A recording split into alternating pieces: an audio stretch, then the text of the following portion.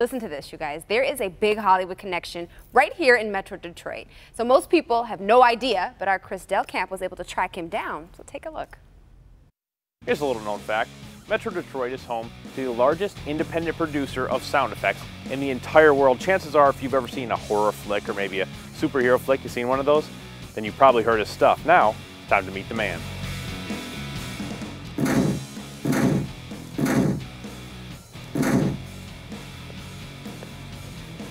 What the?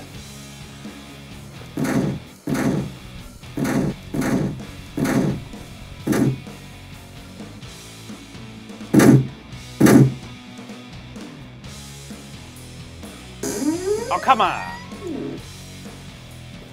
Hey, you must be Rick.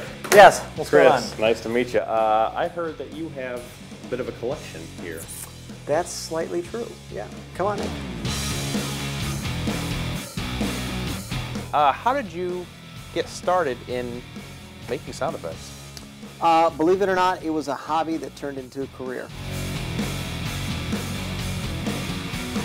I started out doing location sound, and on the side I was making my own movies, and I wasn't really happy with the sound effects that I was finding to put in my movies, and so finally I just threw up my hands one day and said, forget it, I'll just start recording my own.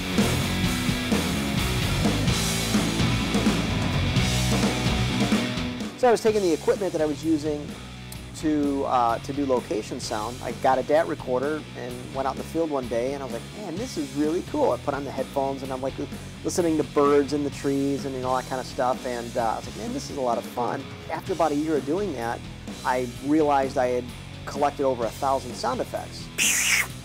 Explosion. And then boom, that started the career. This is your studio. Give me the tour. Well, we start here. These are some of the first sound effect libraries I ever worked on. In fact, this is the first sound effects library that I got a chance to work on. Impact effects, so smashes and crashes and things that are impacting into other things. In here, we have the prop room. This is where we store all the stuff that we use to make sound effects, and it's getting pretty crowded in here. But so we've got everything from, you know, like real swords. We've got coconut shells for like horse hooves, all that kind of stuff. And then in here we have the Foley room. This is where we bring in props and things like that that we want to isolate from outside sound. And we can come in here, we can do everything from footsteps to smashing bottles and throwing vegetables around the room and making nice juicy splat sounds. So now we go to my room, which is Studio A. How much time do you spend in here? Most of my life. Name someone else you know who makes money smashing glass bottles by throwing them, or, you know, taking a sledgehammer to a junkyard and just destroying cars. It's like, like I said, I don't really work, I play, I have fun. When do you call it quits? When I'm tired.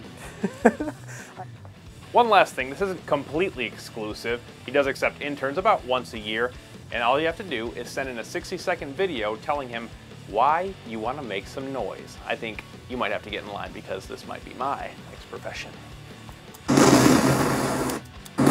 I like noise. Cool. And he also has his own website, soundeffects.com, something that he calls his retirement plan. So he hopes to sell that off. Yeah, good stuff. So I guess he stays in the basement and plays like a kid and makes money doing it? Not a bad gig. Yeah, exactly. Not a bad gig. All right. Joan Rivers had that card catalog filled with all of her jokes, something like 70,000 jokes. And he's got the same kind of thing, but for sound effects. There you know go. Sonny Elliott, when he was doing weather at J Radio, so after he was out of TV, and I went over to J Radio at 950, and I walked in, and he had a little old-fashioned card catalog.